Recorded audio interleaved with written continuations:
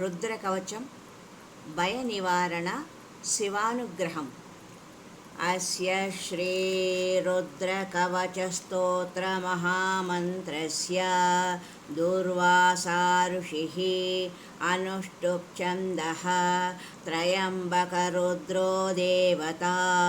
ఓం బీజం ప్రేం శక్తిః క్రోం కీలకం మమ మనోభీష్టసిద్ధ్యర్థే జపే వినియోగః రామిత్యాది షడ్దీర్ఘై షడంగన్యాసః.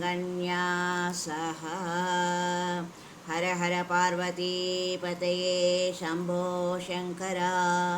ఓం నమః శివాయ. ఓం నమః శివాయ. ఓం నమః శివాయ. శాంతం పద్మాసనస్థం ససదరమకుటం పంచవక్రం త్రినేత్రం శూలం వజ్రం చ ఖడ్గం పరశుమభయదం దక్షభాగే వహస్తంతం నాగం పాసం చ ఘంటాం ప్రళయహుతవహం సాంకుశం వామభాగే నానాలంకారయుక్తం స్ఫటికమణినిభం పార్వతీశం నమామి. దూర్వాసా ఉవాచ ఓం ప్రణమ్యా శిరసా దేవం స్వయంభుం పరమేశ్వరం ఏకం సర్వగతం దేవం సర్వదేవామయం విభుం. ఓం రుద్రవర్మా ప్రవక్ష్యామి అంగప్రాణస్య రక్షయే అహోరాత్రమయం దేవం రక్షార్థం నిర్మితం పురా. ఓం రుద్రో మే చాగ్రతః పాతుః పాతుః పార్శ్వో హరస్తదా.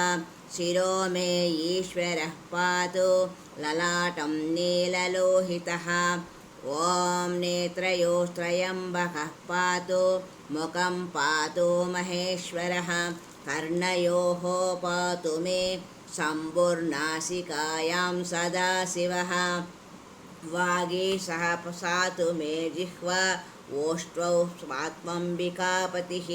శ్రీకంఠः పాతు మే గ్రీవాం బాహుం చైవాపినాకద్రుత్.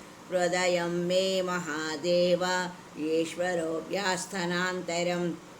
నాభిం కటిం సవక్షశ్చ పాతు శర్వా ఉమాపతిః. బాహుమధ్యాంతరం చైవ సూక్ష్మరూపా సదాశివః.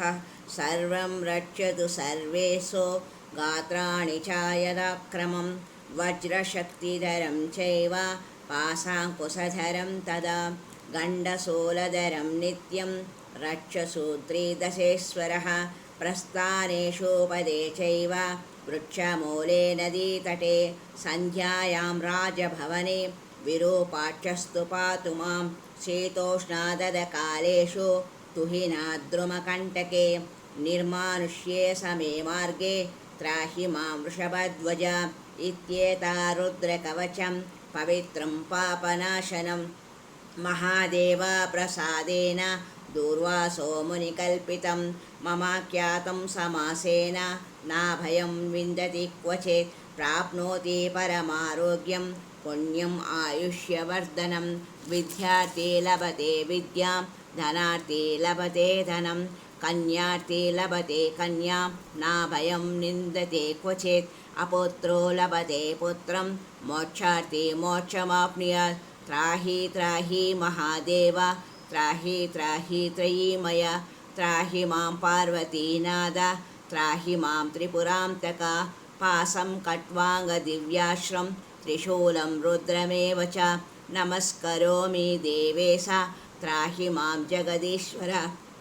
శత్రుమధ్యే సభామధ్యే గ్రామమధ్యే గృహాంతరే గమనాగమనే చైవ త్రాహి మాం భక్తవత్సల. త్వం చిత్తం త్వం మానసం చంత. త్వం చిత్తం త్వం మానసం చ త్వం బుద్ధిం స్వం పరాయణం. కర్మణా మనసా చైవ త్వం బుద్ధిశ్చ యదా సదా. ज्वरभयं छिन्दि सर्वज्वरभयं छिन्दि ग्रहभयं छिन्दि सर्वशत्रुनिवर्त्यासि सर्वव्याधिनिवारकम् अस्य रुद्रलोकं स गच्छति श्रीरुद्रलोकं स गच्छत्युन्नोमयति इति श्रीस्कान्दपुराणे दूर्वासा प्रोक्तः श्रीरुद्रकवचं सम्पूर्णम्। हरिः ओं तत्सत्।